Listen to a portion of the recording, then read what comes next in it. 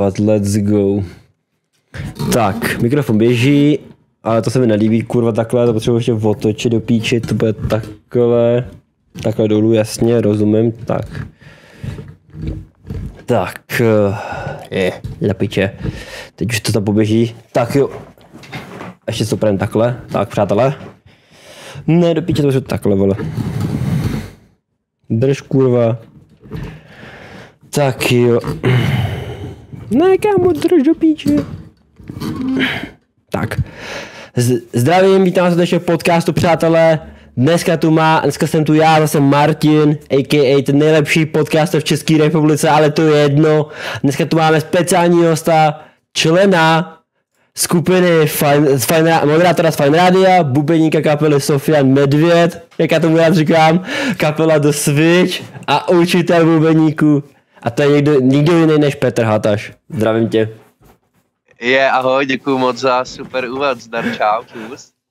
Co se ti líbí na tom úvodu, řekni třeba konkrétně, protože jsem řekl Sofian Medvěd, jako jsem slyšel nějakých novinách, že Sofianovi rádi říkají Medvěd, údajně. Hele, jako právě to mě pobavilo, protože jako u Stopy máme těch jako variací na jeho jméno, jako velkou spoustu. Já mám oblíbenou právě Sofian Medojet. Jo, to je taky tady známý údajně, Sofian Medojet, to jsem taky... Medvědem docela takový podobný, takže to mi přišlo. Rozumím. Co z toho, co jsem jmenoval, je aktuální konkrétně, jako moderátor Fajn Rádia, bubeník kapely Sofian Medvěd, samozřejmě, jak říkám. A kapela... Sofian Mežmeš, vlastně všechno, co jsi říkal, tak je aktuální vlastně. Všechno se vlastně děje teď ve stejnou chvíli, takže aktuální je v tuhle chvilku úplně všechno, co jsi říkal. Rozumím. Hned první otázka je, viděl jsem příspěvek, který jste předával na Fajn Radio, že prej nebo jakoby posluchači můžou vydat zájezd na Klínovec za 1 000 000. Čí to byl nápad a kdo s tím přišel? Hned tak ze startu.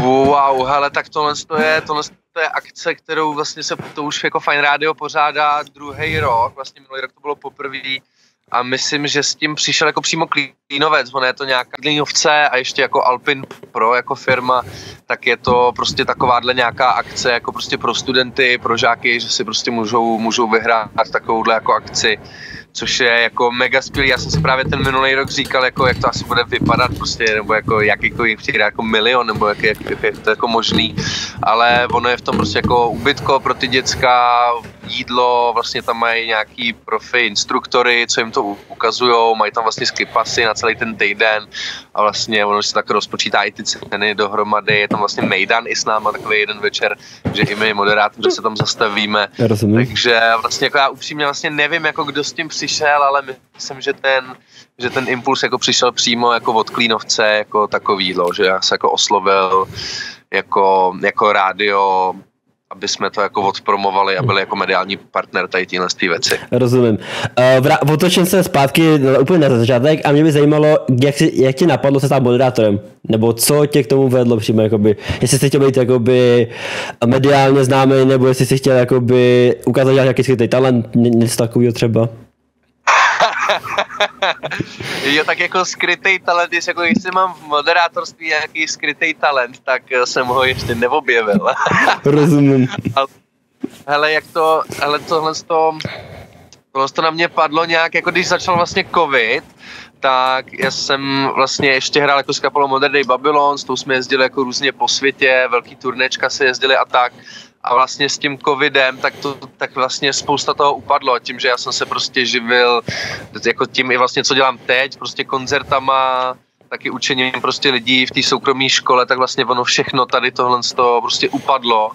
A tak nějak jsem jako začal přemýšlet nad tím, jako co budu dělat jako dál, teď vlastně já toho zase jako tolik úplně jako neumím a nezvládám chodit jako do práce úplně. Jako, no takže klasicky jakoby ten jakoby přemýšlení do budoucna, co kam jako povede, abyste jako neřekl, teď jsem bez peněz, bez práce, co jako jestli se stanu bezdomovcem třeba, jako to jako ne, tomu rozumím. No jako nebylo to úplně takové, jestli se stanu jako bezdomovcem, ale prostě byla tam ta otázka jako toho, co do budoucna, že jo, že taky přesně jako nemyslím to jako teď v nějaký blízký době, ale v nějaký vyhlídce prostě jako 10-15 let taky jako třeba nebudu prostě furt učit třeba na té škole a takovýhle, tak mě prostě jsem přemýšlel nad tím prostě co dělat dál a už jsem třeba jednou moderoval bubenický festival, nebo jsem měl takový svůj projekt Party Life, kde jsem se právě během covidu jako snažil zvát nějaký jako zajímavý hosty a koncerty jsme jako dělali právě jako livestreamový, tak to jsem moderoval, tak jsem si řekl, že bych to chtěl vyzkoušet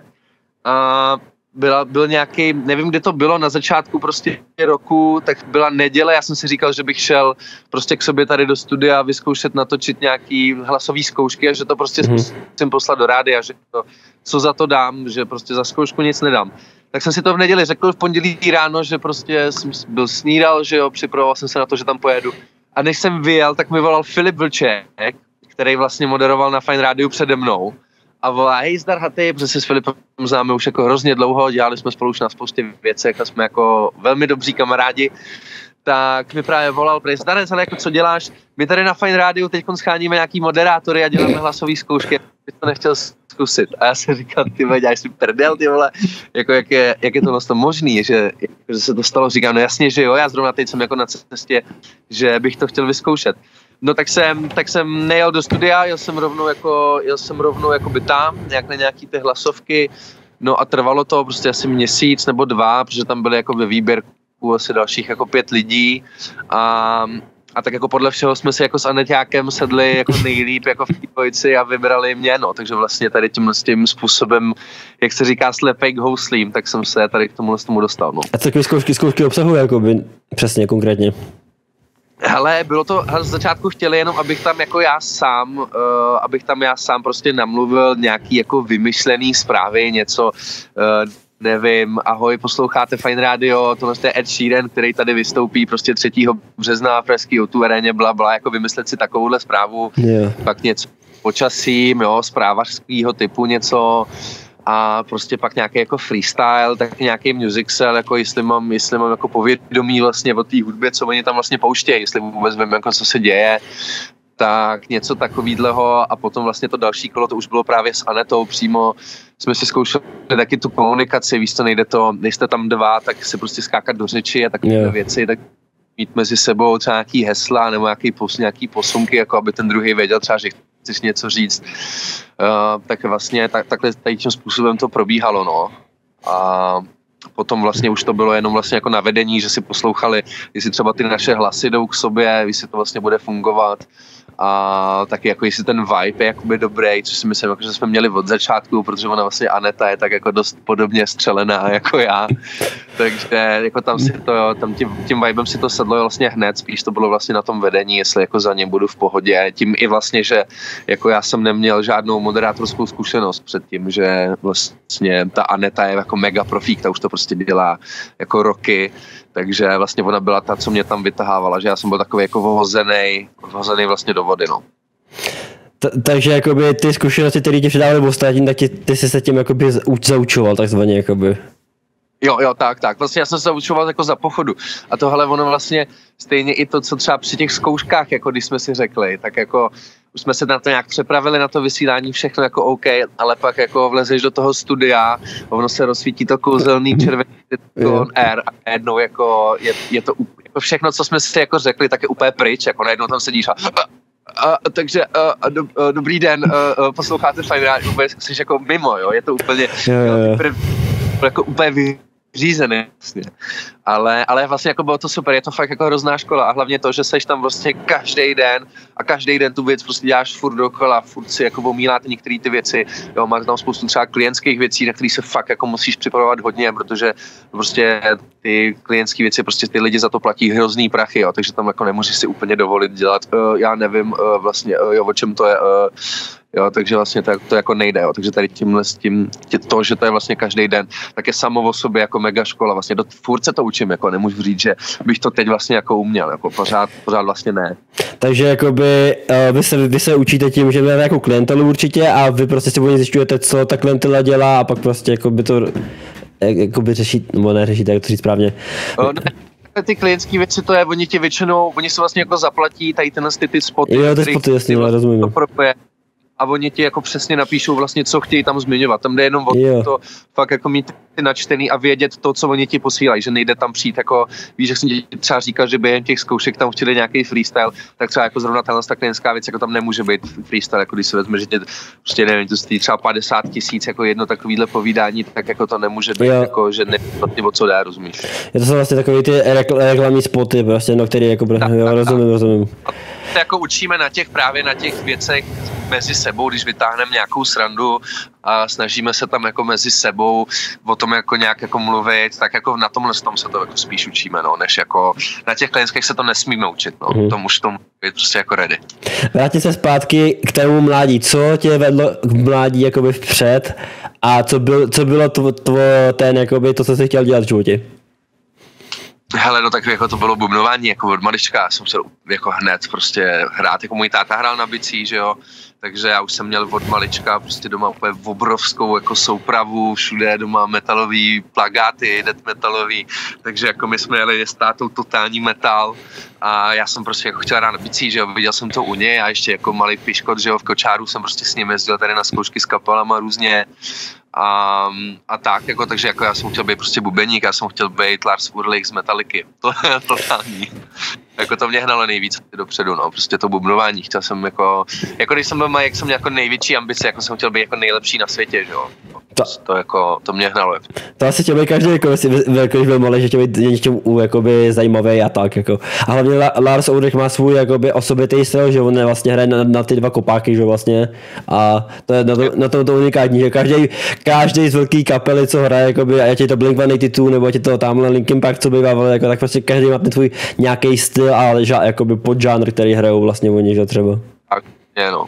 Třeba jako Linkin Park, ty byli numetalisti, jako všichni to brali jako, že to jsou jakoby rocková kapela údajně, jako, ale oni to byli numetalisti, co jsem se dohledával kdysi. A koho myslíš? Linkin Park, že oni jakoby měli tam ten... No, jasně, to byl Limp Bizkit, Linkin Park, to vlastně to byla ta nová vlna vlastně tady z toho stylu, že? A všichni to ale takhle chtěli prostě, že se jim to líbilo, že oni věděli jako, jak na to zasáhnout. No, tak asi hlavně to prostě bylo jako něco úplně jinýho, že jo, než jako prostě jako třeba ty Limp Bizkit, jako ta jako fúze toho jako tvrdýho metalu a rapovýho zpěvu. Jasně, jako, no to je skvělý, no. Jako to nikdo nechápal, jako co se děje, a to sem přišlo jako úplně střela z nebes, že jo, takže to bylo jako masakr, no. A jaký máš oblíbený žánr hudby, jakoby? Co tam pouštíte třeba konkrétně, jako co se ti tam líbí, jako z čeho to pouštíte, jako? Jako v rádiu, co pouštíme? No rádio, co si pustíte sám potom, jako třeba. Hele, ono tam vždycky, jako já nejsem úplně tady na tu taneční jako muziku, to se tam jako nevede, to Fine Radio je hlavně o té muzice, jo. Ale jako nejsem úplně jako fanoušek, já jsem furt jako prostě zadřený jako do metalu, nebo prostě jako miluju metal, miluju jako progresivní muziku, jako progresivní metal, třeba to, co jsme právě hráli s těma mobilonama, trošku jako něco prostě tvrdou muziku, ale trošku jako jinak, ale samozřejmě, co se tady tohohle z toho týče, občas prostě přijdou nějaký songy, co mě jako úplně jako posedí na prdel, jo, nevím, třeba Sam Smith a Kim Petras, ta pecka Unholy, jako to jsem jako jel on repeat, jako třeba 14 dní v kuse jsem poslouchal jenom ten song, jo, nebo teďkon je Mimi Web, Red Flags, nebo Red Flag, tak to je jako taky ten jako beat, co je na začátku, to je prostě totální masakr, jako jo, to jsou jako songy, který mě baví, no, ale spíš jako občas se takhle v tom playlistu najde jednou za čas, anebo třeba Bára Dvorská vlastně u nás na Fajnu, tak má to nejnovější od 6 do 8 vlastně večer a jako tam jsou brutální pecky, jako tam jsou fakt jako kolikrát rychty, že si říkám, what the fuck, no to hraje v rádiu, jako přesně, to je jako fakt hustý, no. Přesně tak, jako já když to občas taky poslouchám, jako tak ono se vždycky najde jako ta písnička, ta prostě vyčnívá z davu a prostě pak lidi všichni swipujou nahoru, že prostě furt chtějí jako dokola na repeat, přesně tak jako. To prostě vždycky ten interpretace jako zamyslí nad tím, jestli jako je něco, jako on se vždycky jako vyzjistí, co jako lidi sledujou a tohle a pak podle toho je jeden ten hit, který to chytne jako prostě. To je tak no. Tak třeba Ed Sheeran, který si spolupracuje teďka s tím Callumem Scottem, co jako oni vyšlo, že budou spolu hrát v Hradci údajně. A jo. Má to by příští rok, no. A já úplně na to, když jsem to viděl, říkám, co to jako úplně, že jako kluk, který byl v anglickém talentu, jako, a najednou hraje s Edem Sheeranem, jako, úplně jako, že... Jo, tak jak se hele, tak prostě on jako ten Callum Scott právě taky jako je vlastně mladý týpek a jako za mě, já si myslím, že i právě třeba ten Ed Sheeran, taky jako ta jeho popularita, jako ten jeho pík podle mě, už to třeba jako by bylo a potřebuje trošku jako dělat s těma mladýma lidma. I vlastně pro toho Eda Sheerana je to takový jako zase jako něco jiného, víš co, že taky už prostě makal s těma jako největšíma legendama, už toho prostě taky udělal ranec. Tak i jako pro ně je to vlastně takový nadhled vlastně do něčeho jiného, co třeba právě dělá jako ten Callum Scott, takže jako to si myslím, že je právě super, i že právě třeba vytahává takhle mladý lidi. To samý třeba jako u nás tady jako Ben Kristoval, že jo, taky prostě jako dělal s lidma, nebo dělal s lidma, který prostě nemají třeba jako tak velký jméno, ale věřím mi, že i právě jako jeho takovýhle jako menší umělci dokázali inspirovat, třeba jako John Wolf Hooker, že jo, co udělal. Jako Ben jako nikdy nedělal takovýhle jako tvrdý věci, jasně. Ale ve finále jako nevím, jestli jako Bena znáš, on je vlastně jako týpek, který je jako totální metalista, že jo, on jako my jsme jako někde byli, on zpíval prostě jako Machine Head, jako texty věděl, prostě písničky úplně jako naspamět, jo, zrovna jako takovouhle věc. To by člověk jako netek, jak on se prezentuje, jakoby takový ten prostě gym týpek prostě, že se občas tamhle zacvičí, tamhle předá nějakou písničku, ale že by jako, možná podle těch motorek, jako co měl ten, co jako by se teďka prezentoval, že měl fotku v Esquire nebo co prej, takže možná tím jako... Jo. Ale on má jako, to nezdá, že jo, on je přesně jako si řekneš jako tady prostě popovej zpěváček, ale jako on má jako co se týče tý knowledge jako jako z toho hudebního světa, tak on má jako ten zrovna třeba jako on, tak má ten rozpěl jako fakt jako široký, jo. Ale ono se hlavně, on se to dokáže jako by vybudovat teď 10 let, nebo jak je tady dlouho, možná 12 let, jako o ty superstar prostě jak byl. Tak jako tím si jako, on se pracoval jako by tím, jako tím. No hlavně se mu jako jednomu snad jako jedinýmu jako povedlo tu svoji kariéru jako poslat jako takovým směrem, že už jako dneska se ho snad jako se superstar jako nikdo nespojí. No. Takže mi přijde, že většina těch lidí jako byli superstar, prošli tím, vyhráli to, jo, dobrý, bylo to halo, ale jako ten Ben to dokázal jako vzít podle mě jako z úplně jinýho úhlu a úplně jako vytěžit to totálně na max, no. Ne, to je zase pravda, no, ale já když si to jako vzpomenu, co jako vytvářel předtím, co vytváří teďka, jako předtím to jeli prostě tvrdý rap nějaký, jako bez glowsty, ty věci, jako a teďka prostě takový ten, přesně co chce, jako, vlastně. No, tak prostě posouvá to tak jeho nebaví dělat jako celý život furt dokola jako jeden styl, že jo. Já to rozumím. Zrovna se mi právě líbí, jako přijde pod nos, tak to jde prostě a udělá to, líbí se mu to, tak jde a jako to je jako ono, to je ta muzika, no, o tom by ta muzika měla být, když se ti to líbí, tak to dělej a kašlat na všechno ostatní. Myslím, já tě zpátky k tomu rádiu, mě by zajímalo, jestli máš nějaký oblíbený pořad u vás na Fine Radio, jako, který jakoby přímo sleduješ a řekneš si, že to je fakt skvělý, jako. Hele, no jako skvělý je to nejnovější určitě u Báry, to je jako skvělý a samozřejmě Fajn ráno se mnou a s Anetou. To sleduju asi jako ze všeho nejvíc. A teďkon je jako mega super, vlastně já jsem dřív vysílal Fajn odpoledne právě s Anetou od 3 do 6 a teďkon jsme vlastně v tom ránu a místo nás, tak tam přišla vlastně Jasmin, moderátorka ze Spinu a Marty Dufek, který byl vlastně náš víkendový moderátor. A jako to je extrémní prdel. Já jsem to teďkon poslouchal, teďkon vlastně v týdnu, až jsem se k tomu nějak dostal, že jsem v tom jejich čase mohl sedět v autě a nějak jsem jezdil po Praze. A jako to jako vřele doporučuji. Jako ty dva si jako taky sedli totálně extrémně, je to totální prdel. Takže jako Fajn odpoledne určitě od 3 do 6 doporučuji poslouchat. To je třeba udivuje, ne Jasmíně, která když si dávno řekla, že prostě do rádia nechce, že to chce uzrat svůj čas, aby jako pracovala v svý hudbě tohle a že bude takovou tomu za Spinu a teďka jako, že jsem jí zahlídl právě na Fajn Radio, jako to nepoměr prostě, jako, že si říct jako člověk jako potřebuje čas, tohle, ale že by jako šla do komerčního rádia, kde se popouští popový písničky a ty věci, jako, tak to... Já to neberu, jako ona jako taková křehotínka, takzvaně, jako.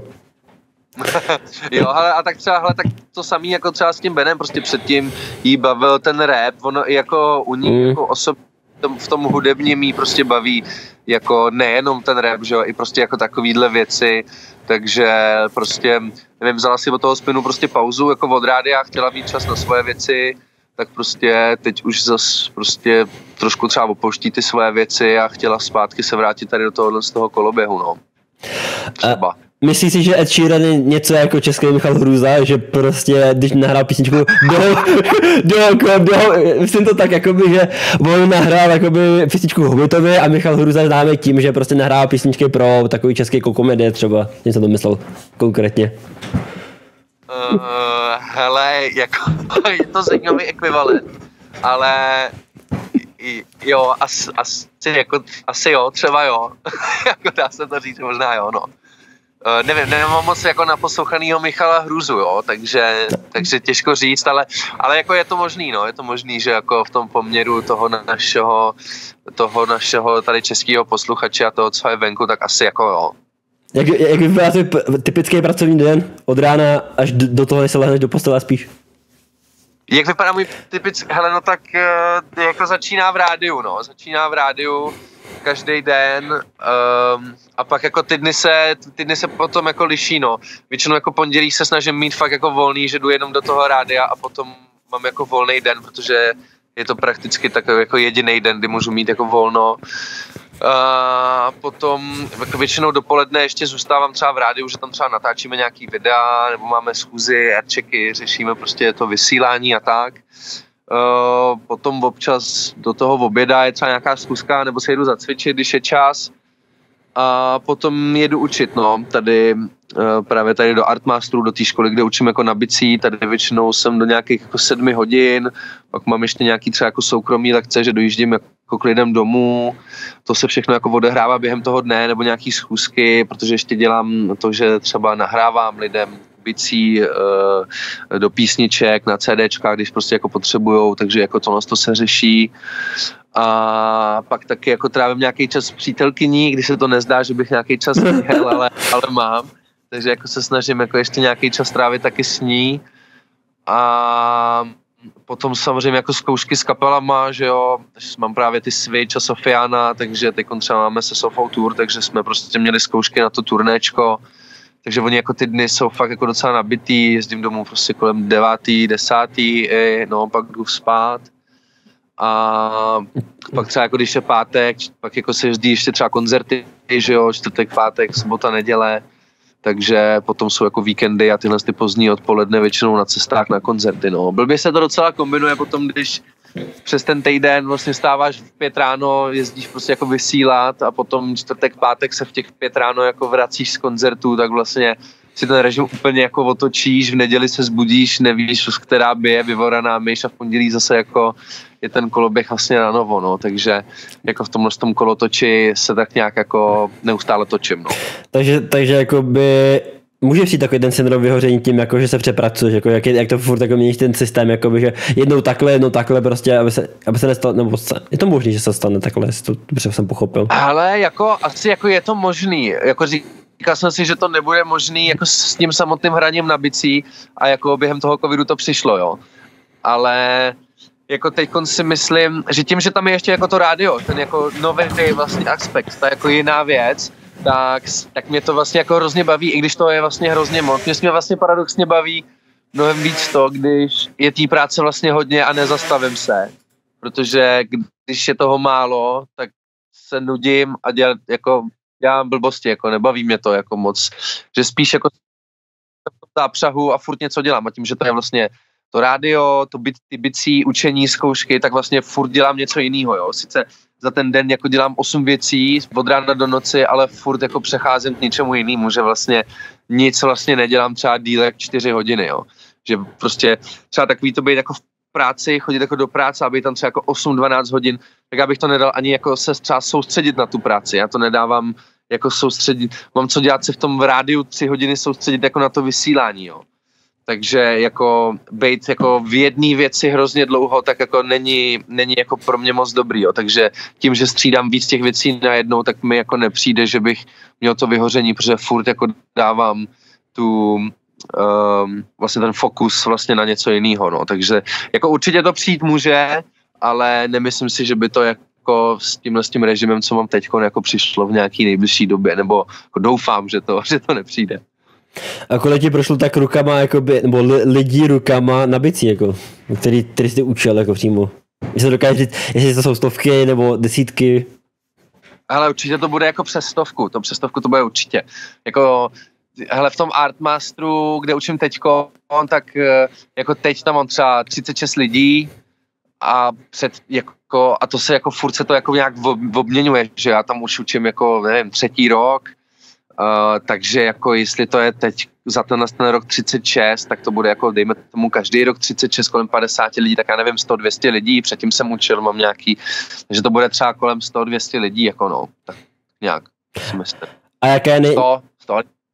jaká je nejčastější jakoby chyba na začátku, jako když si člověk se nebudu hrát nabitý, co jakoby předchází tomu a jaký jsou tam chyby nejčastější, jako co jsi vypozoroval za těch x lidí, jako?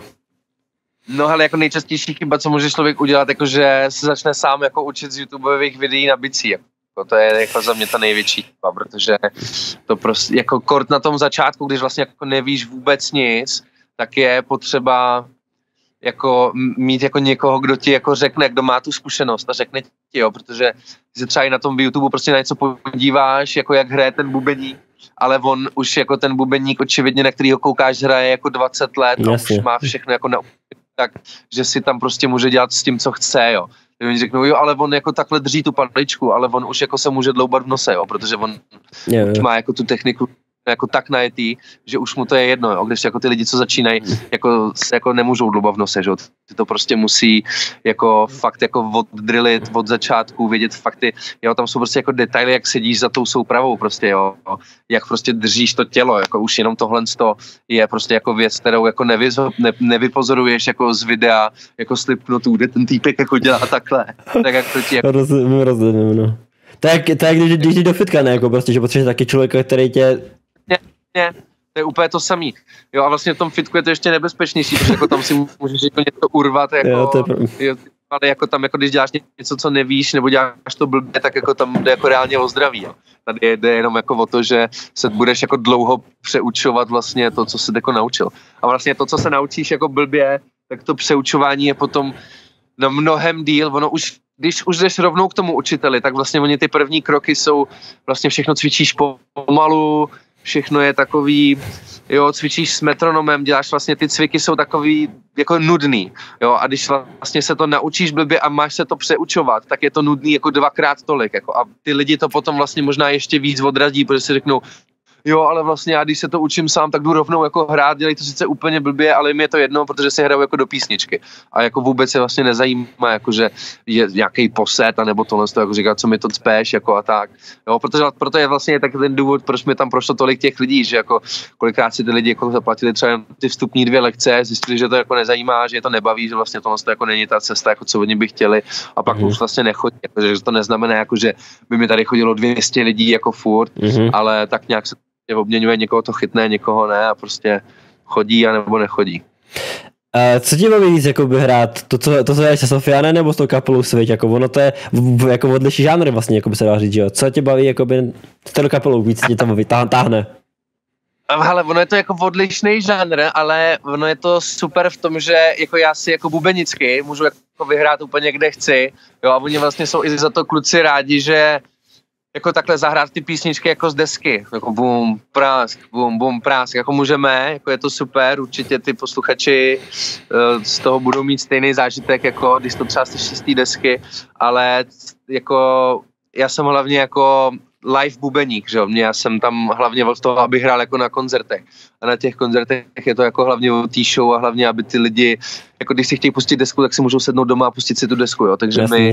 Jako celkově i Sofa prostě tam dělá věci, které na desce nejsou, já tam prostě dělám šílenosti, prostě přechody brutálně, jo, i ta komunikace s námi, jako mezi náma, co je jako na té stage, tak je prostě jako crazy, jo, takže ať je to jako Sofian, a nebo jako Switch, tak jako mě to baví jako stejně. Možná vlastně s tím Sofou je to takový lepší, že vlastně já tam nejsem tolik svázaný. Tím, že vlastně ty rytmy a ty kytary, všechno ty písničky jsou takový prostě na 4 doby, všechno takový zpěvný, je to takový repetativní a je to takový furt se to vlastně jako točí dokola, tak já tam mám vlastně na ty bicí mnohem větší prostor tam dělat nějaký jako bláznoviny, jiný a jako občas se tam vyřádit, než vlastně u těch Switch, kde vlastně tam už se musím vyřádit už jako v v tom základu, že tam je to prostě jakoby metal, jsou tam věci, které musí být prostě jako třeba synchronní s kytarama, nějaký zasekávačky a tak,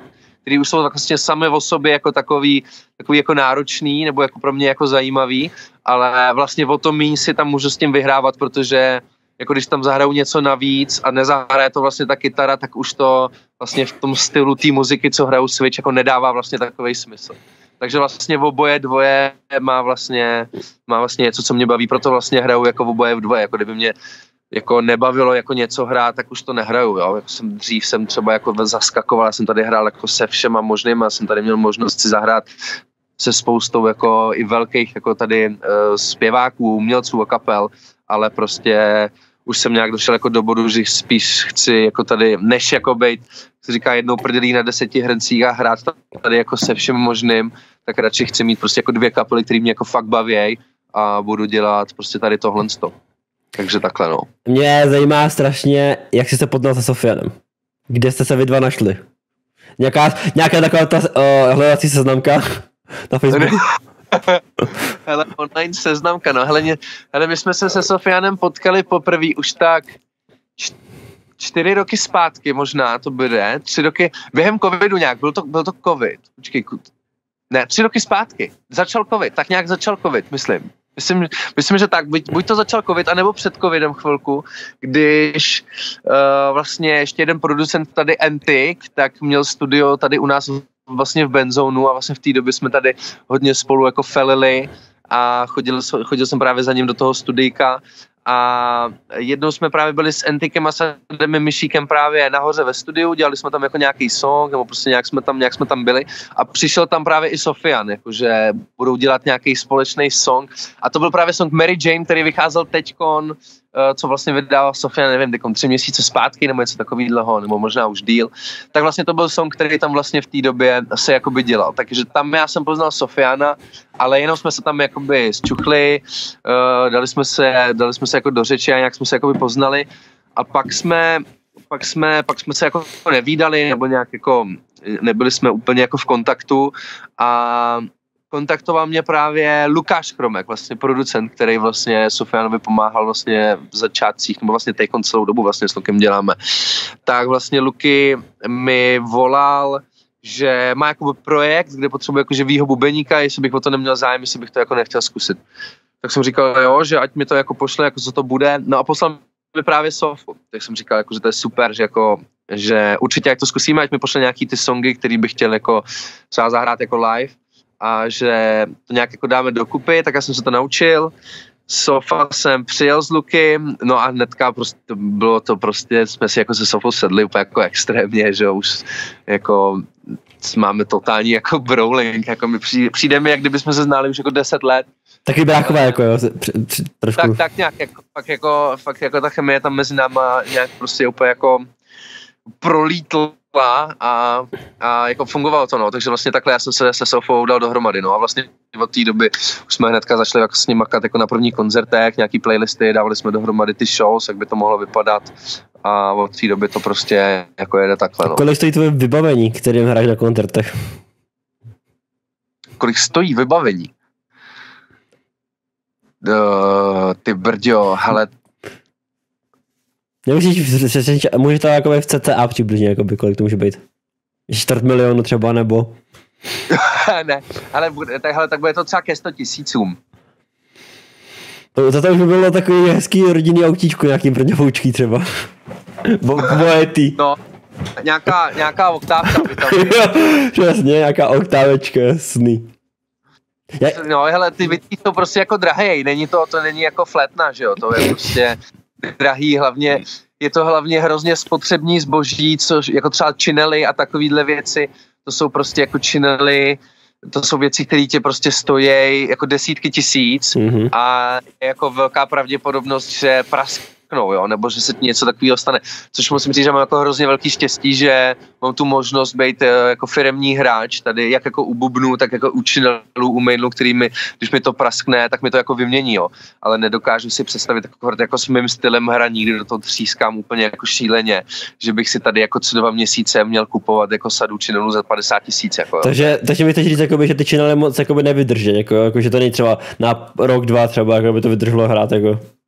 Jako jasně, dá určitě jo, ale třeba jako ty crashe, takový ty činely, co dělají jako velký bordel a tříská se do nich nejvíc, tak jako mě to moc jako nevydrží, je to prostě tenká slitina, jo, jsou třeba některý ty děrovaný, on ten činel, nevím, jestli jsi někdy viděl jako zpovolený záběr, vypadá činel, jo, to prostě ten se úplně jako vohejbá, jako normálním okem to nevidíš, ale ten činel jako dostává strašný kouř, jo. Bubny jsou třeba jako v pohodě, ty si prostě jako jednou koupíš a pokud jako ti neschoří nebo je nehodí k mostu, tak jako se s nimi jako nic nestane a jenom si jako za 200 vyměníš blány a jsi v pohodě, jo. Ale jako ty činely a paličky, jako paličky se lámou normálně a činely prostě jako taky ne, nebo jsou prostě třeba některý jako ride, prostě, že ten máš prostě na celý život, jo, nebo něco takovýhleho. A stalo se ti, když to třeba prasklo jako při hraní. Na koncertu třeba konkrétně. Jo, jasně stane, ale tak jako, ale ono jako když ti to praskne, tak ono se jako za stolik neděje, ono to jako nepoznáš, jo. Ono, jako, ten zvuk je jako prakticky furt stejný. Jako dokud tam jako nemáš prasklinu, že ti jako půlka činelů padá ze stolenu, tak jako... To už je blbý, jako když ti na pódium padá jako půlka činelů, no, to jako... Jako tak to už je špatný, jako nemůže stát jako v rámci té firmy, jako nemůžu venku jako na koncertech hrát jako na rozbitý činely, jako jo, to je jako i pro ně jako špatná reklama, jo, jo, takže to ale samozřejmě jako nejde říct, že jako já hraju tady na tuhle značku a tyhle činely vám nikdy neprasknou. To jako nejde, to už je, jako to prostě nevydrží nic, většinou nože nevydrží, auta prostě nevydrží x kilometrů. Ne, no, nejde. Jako jasně jsou typy, který jako jdou, jasně, nebo takhle, když jsi třeba jako jazzový hráč, jo, když hraješ nějaký jazzy, blues a takovýhle věci, dechovku, jako jo, když prostě cinkáš ty činely, jasně tak jako vydrží, jo. Ale prostě já mám jako ten můj styl jako hraní hodně jako energický a hodně jako se nejdu pro ránu daleko, jak se říká. To ještě připomněl, že to protože to skáču, ale to ještě připomněl, když jsem mluvil o tom jazzu, tak jsem viděl na YouTube od Jima Fallona, tam měl rozhovor s Justinem Bieberem, který měl proti těm, jak to bylo, těm z Kostela, že oni tam hráli proti sobě nějaký drum battle, nebo co to bylo, a Bieber nemá vyškolil, jako úplně to čuju, říkám, tu Bieberovi tenkrát 18-20, jako úplně, kolik mu bylo, úplně na to. No hele, oni jako pozor na to, oni v Americe tady tyhle jako kostelní hráči, jo, hele, to je úplně, to vůbec si jako nemyslí, že by to tady byla nějaká polka nebo nějaký jazzíček, to je jako tohle, oni to tříkají jako mnohem víc než já, to jsou jako naprosto jako extrémní týpci, jako to, co oni dávají, ty gospel chops, jako to jako tady u nás jako málo kdo jako dokáže zahrát to, co oni tam jedou, to je úplně jako jiný vesmír, jako to jako nemyslet si, že jako věci z kostela, že jsou něco jako trapného, jako naopak, ta jejich kultura tady v tomhle tom tak je naopak jako úplně přehnaná, to je fakt jako, to je brutalita, no. To se nedivím, jako, že ho tam vyškolili, to by vyškolili jako kde jakýho bubeníka tady, no. Co byl první track, co jsi hrál se Sofianem na koncertu? Jestli to pamatuješ. To jsi se jako první naučil a vyzkoušel jsi si jako pořádně. Ale jako první, co jsem se naučil a vyzkoušel, tak bylo Poslední cigáro. To bylo vlastně úplně první. Vlastně mi Luky, když jsme měli tu první zkoušku mít, tak mi Luky posílal 3 songy a ten první hnedka byl to Poslední cígo.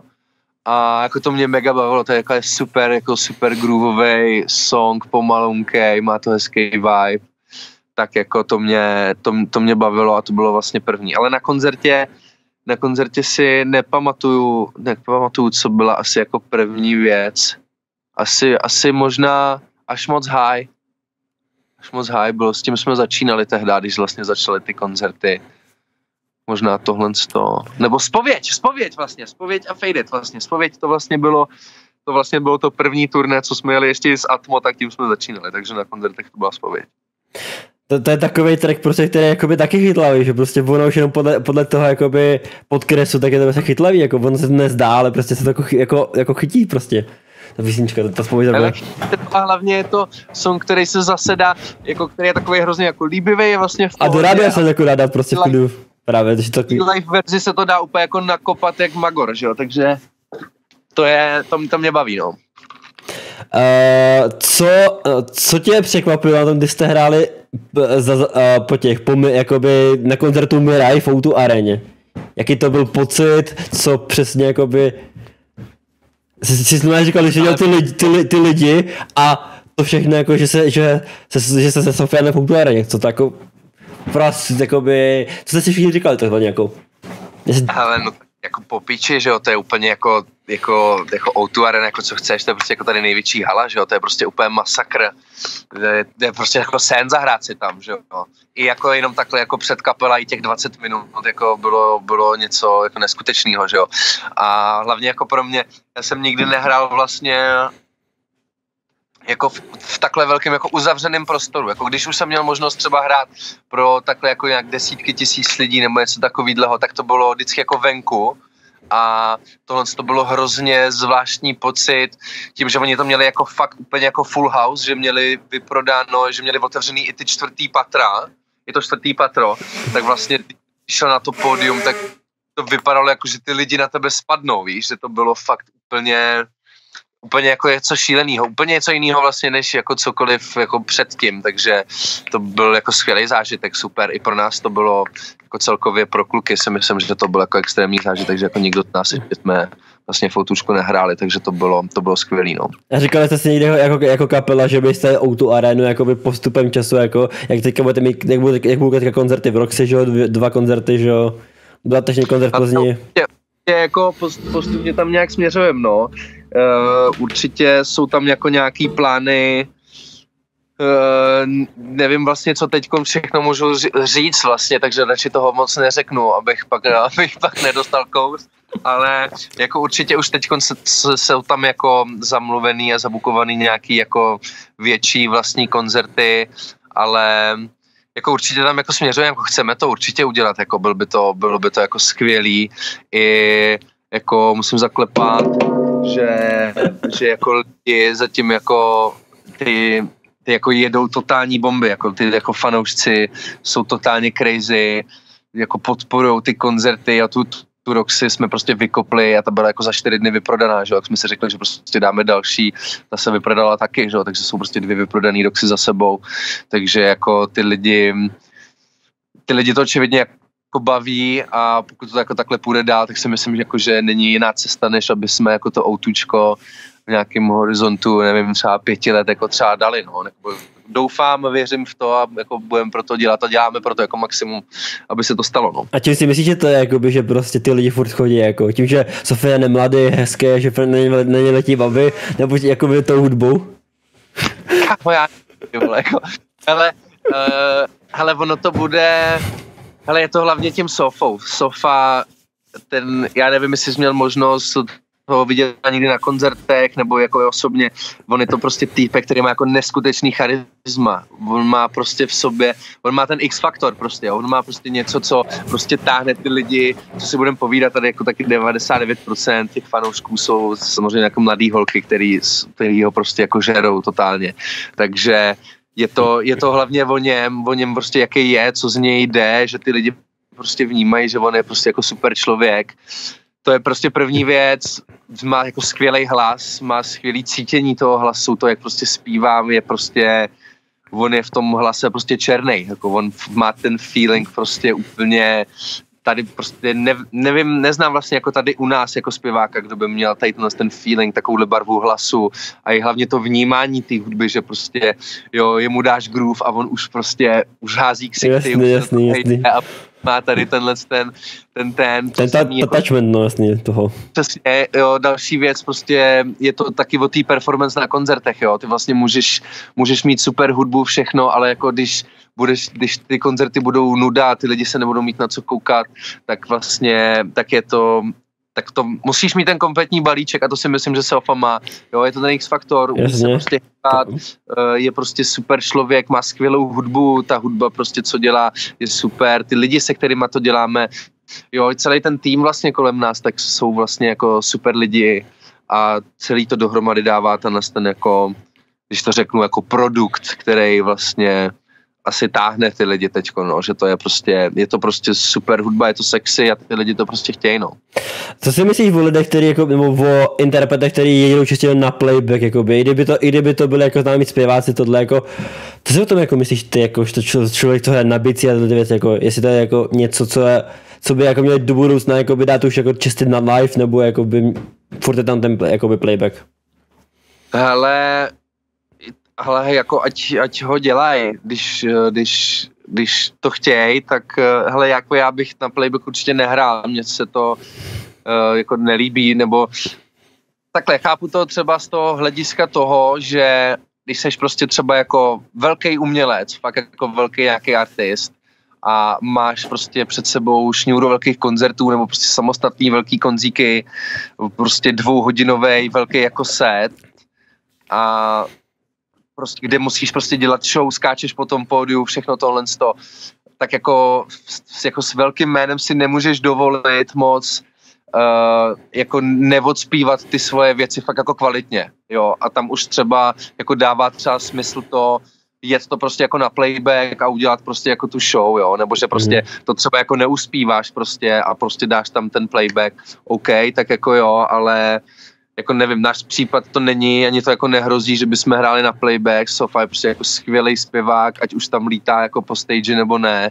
takže i my si myslím, že jsme jako celkem dobrý muzikanti na to, aby jsme to všechno uhráli jako důstojně, takže jako u nás to nehrozí, ale pokud jako se někdo cítí na to, aby to prostě hrál jako na playback, nebo je to, no si myslí, jako, že to je potřeba, tak jako za mě je to jako v pořádku, pokud to zní dobře, a nebo takhle, jako já si hlavně můžu myslet, co chci, ale pokud to ty posluchači toho daného jako interpreta jako berou v pohodě a chodí jako na ty koncerty a líbí se jim to, tak jako je to za mě v pořádku.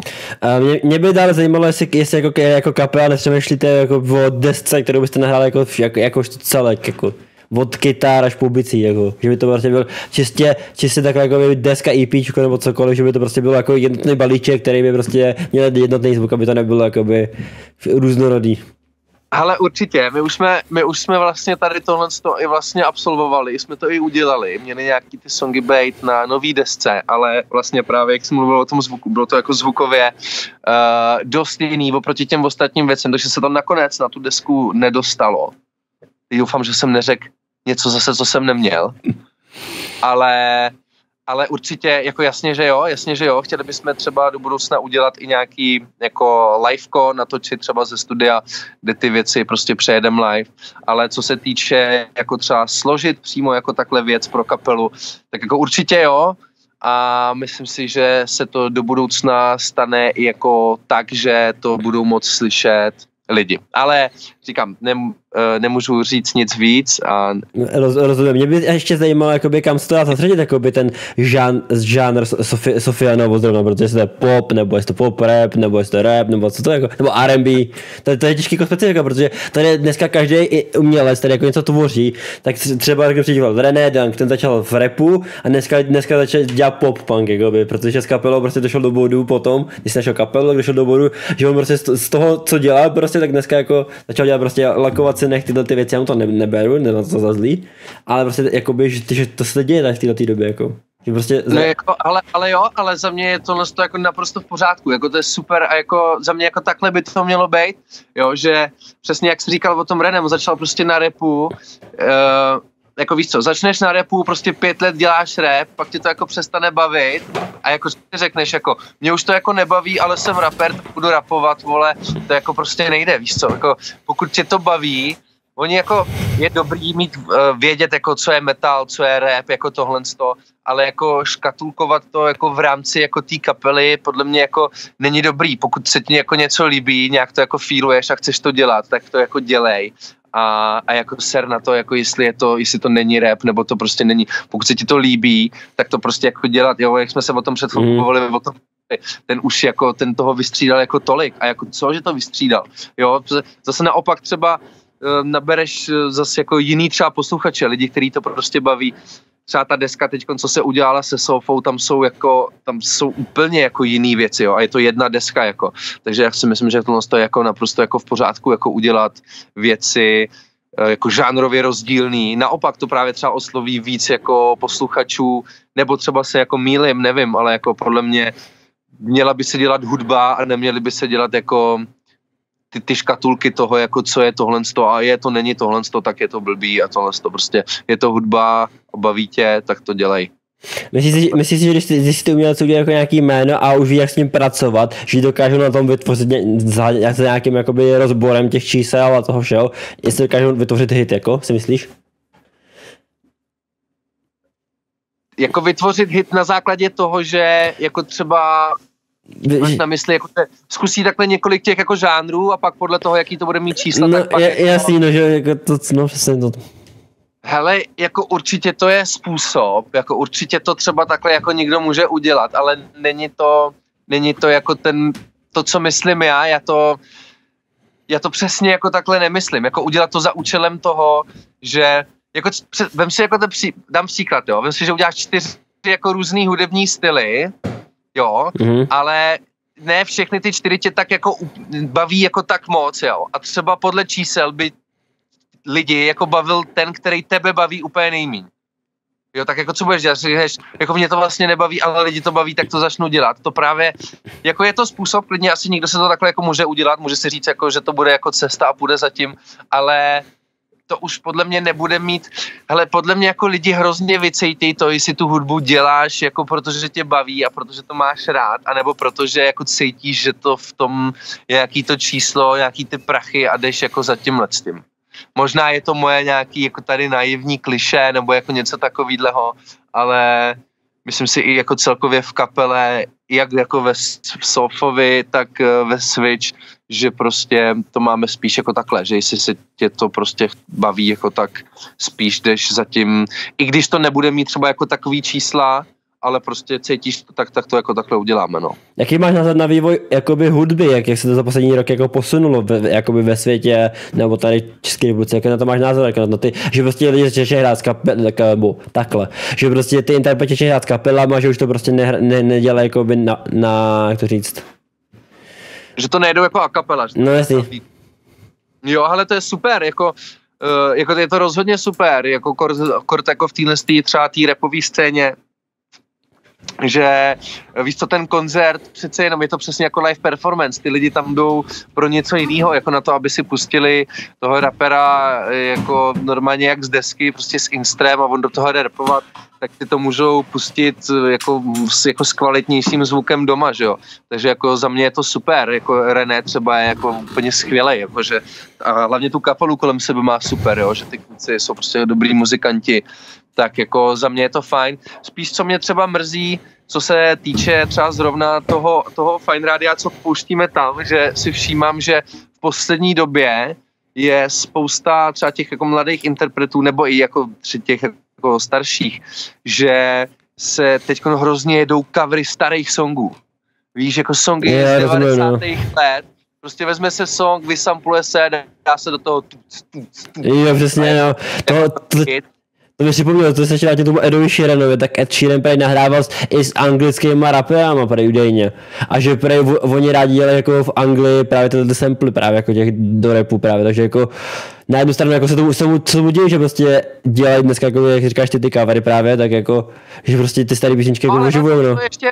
To, jak říkáš, to s tím Edem, to je ještě fajn, když oni si prostě, když přijde Ed, vezme nějaký svůj song, nebo vezme třeba nějaký svůj jako loop, jde za raperama a udělají prostě jako spolu novou věc, nebo třeba jako vykrade svoji věc, třeba jak z Bring Me The Horizon udělal. Já jsem slyšel, no. Jo, víš, že prostě vezme svůj song a udělá to jako trošku jinak. OK, to jako to mi přijde v pohodě, ale prostě vzít prostě jako fakt jako milionový hit od Abby prostě a dát do toho jenom no to zase jako to je jako za mě to je prostě vykrádačko prostě, nebo jestli tam jaká hodně čísla ty lidi dneska, no. Ale teďkon i jako Dua Lipa snad byla teďkon jako tahaná za, já teď nevím, co to je přímo za song, ale že byla jako nařknutá z toho, že vykradla prostě nějaký 80kovej reggae song, ale když jsem si to poslechl, tak vlastně ten song byl vlastně úplně stejný, jak od té Dua Lipy. I to frázování, snad jako dokonce i text mi přišel, že byl úplně stejný, jenom ta Dua Lipa byla trošku rychlejší a bylo do toho dané jako tuc, jo. Já rozumím, ale to dneska... jako neobstálo to a ona to vyšla, že jako v pohodě, ale jako děje se to, no, to se prostě v dnešní době prostě děje, no. No já jsem jako sledoval, že prostě tyhle ty známý jako interpreti tohle, jako člověk, prostě ty zapadlý songy, co vydávali v 60kách, 70kách, tak by to prostě předělali a udělali z toho nový hit, který prostě má 100 milionů, jako dneska třeba Eminem, třeba ten taky vymyslel, co to bylo, ten, co to jmenoval, něco takovýho, a to měl s tou nějakou zpěvačkou Dido, nebo jak se jmenoval, jsem říkal, si pouštěl nedávno, a ona má tu samou verzi, akorát bez Eminema a trošku jinak upravenou, jako, jinak to samé vlastně, takže se na mě pohlastavu, říkám si, co to, nebo to Rihanna, tam má taky nějaký prejúdený track, který taky byl v 80kách, nebo co prej.